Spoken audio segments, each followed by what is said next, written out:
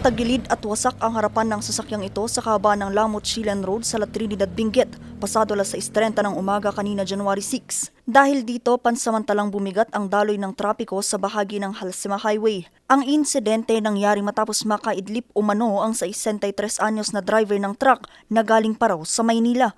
Tatan idi makadanon isuna ijay Silan Lamot Road, especially ijay may isang curb portion iti kalsada.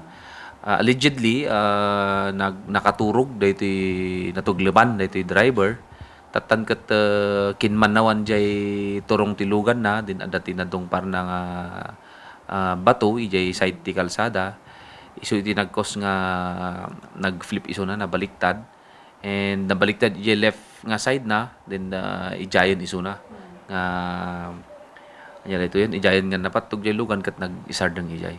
Baka napuyat siguro, iso nga nakaturog, taday umot piman jay binahin na from Manila pa eh. And bagin namot lang jay truck nga inusar na, siguro kada ito personal nga consumption na jay karga na, may sa iso na nga welder mat lang. Agad itong naitakbo sa pagamutan. Sa kahabaan naman ng Marcos Highway sa Poblasyon, Tuba, Benguet, sa pulsa CCTV ang pag-atras ng isang 10-wheeler Isuzu wing truck na minamaneho ng 49 anyos na driver. Nawalan daw ng kontrol sa pataas na parte ng kalsada. Agad ding naitakbo sa pagamutan ng driver.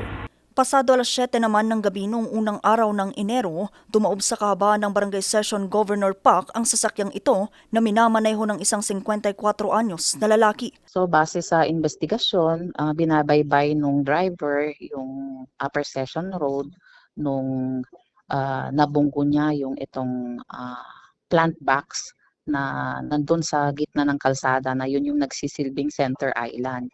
So sa resulta ng pagkabangga, yung sasakyan niya is bumaliktad.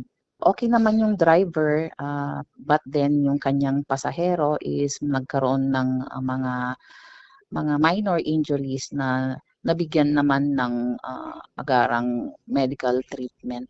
Iba yung pag-iingat pa rin ng payo ng mga otoridad sa lahat ng motorista. Vanessa Bugtong, RNG News.